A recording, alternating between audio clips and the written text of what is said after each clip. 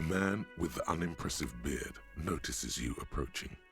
He drops the ledger he was holding and turns to the lieutenant. Mr. Gart, right?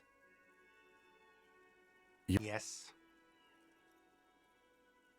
I am Kim Kitsuragi from Precinct 57. This is an inter-district investigation, so joining me from Precinct 41...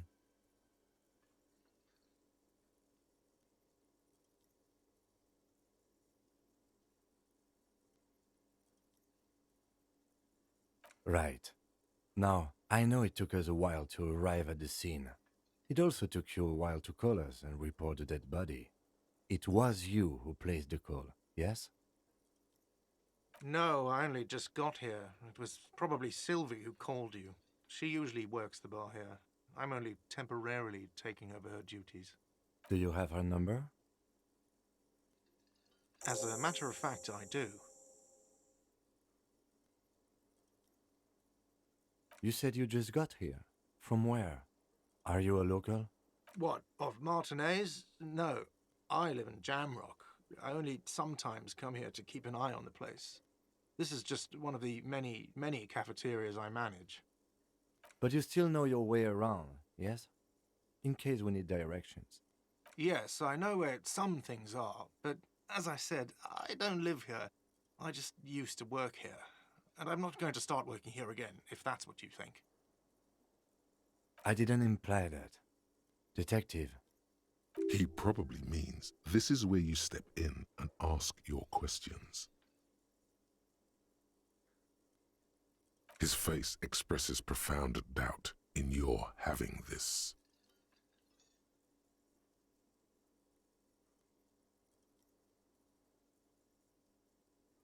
I knew it. Let's go.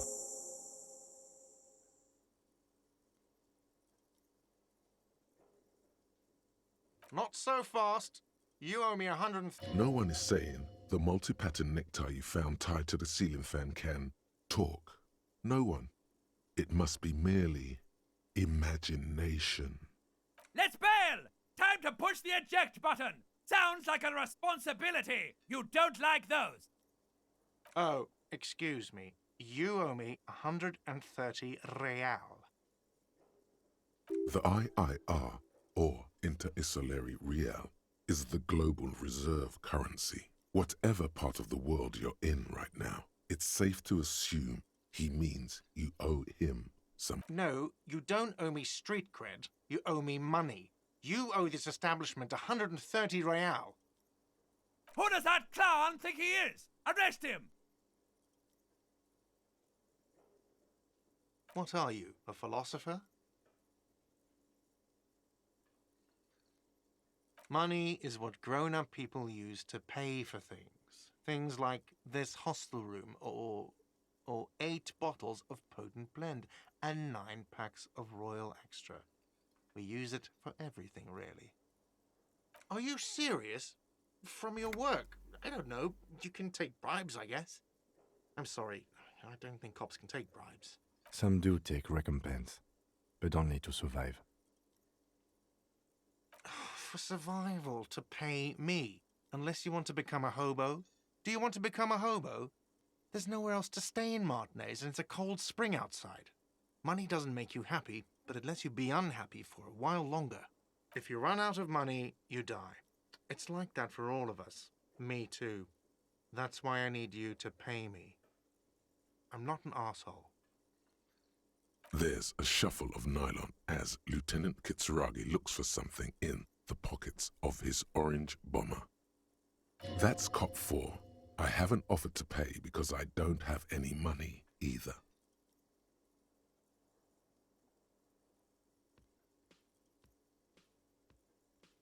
Let's see. 3 nights at a tariff of 20 real comes to 60 real. Then there's the window you annihilated. The hole in the window was the first thing I saw when I came to work. So don't try to tell me you didn't. That will be 40 real in damages. Another thing you've annihilated is half the bar. You've run a tab of 30 real. Actually more, but we'll round it down to 30 for your hard work maintaining the stability and order of Revachol. That's 60 plus 40 plus 30 equals 130 real. And yes, real is still money. I'm sorry, but he has to pay. I can't let him stay here any longer if he doesn't. If he doesn't have the money by tonight, then... Officer, maybe you are better off working this from home for now. You live in Jamrock, right? It's not that far away.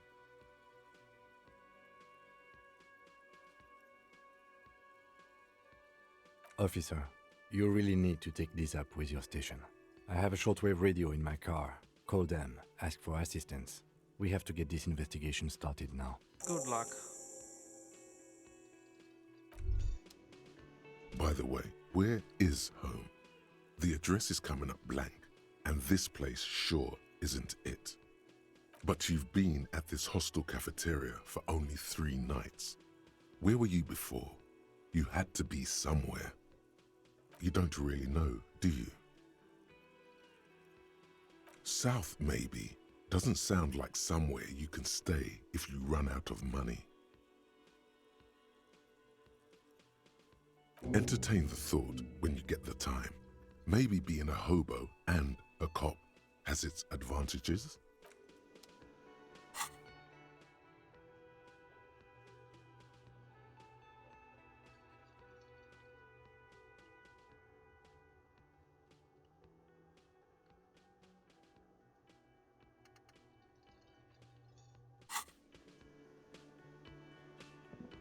Yes?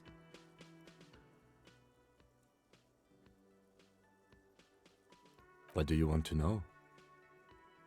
Maybe you can tell me what you do know to help me narrow it down a bit. Do you want me to brief you? 3 days ago, the RCM emergencies desk received a report about a security guard who was found hanged in Martinez. An anonymous caller said there was a dead body behind the Whirling in Rags hostel cafeteria. The cadaver had been there for 4 days. No one had come to investigate. During that time, the victim had been stripped of his belongings. The caller did not identify him, but used the word lynching. There is an ongoing labor dispute between the local dock workers and the logistics company Wild Pines. I was told we should approach the death as part of this dispute. A security guard or worker of some sort hired by Wild Pines. This was just hearsay from Martinez, of course. We need to find out the truth.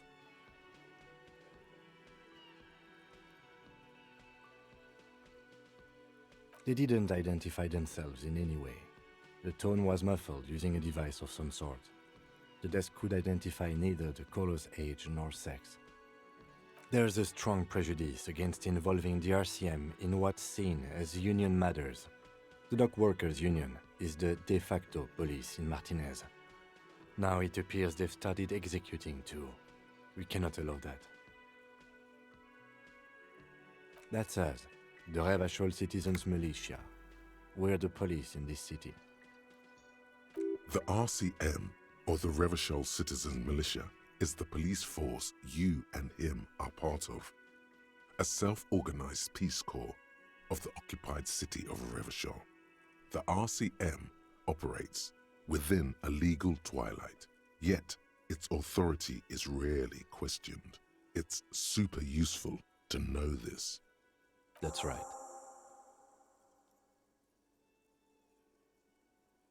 You mean like a brief? Do you want me to brief? There's no reason to wing anything. 3 days ago, during that time, the victim had been stripped of his belongings. Okay then. Was there anything else you wanted to know? No, it's not a particularly mysterious case. The deceased is a security guard for a corporation involved in a labor dispute. It doesn't take a DeLorean polymath to put the pieces together.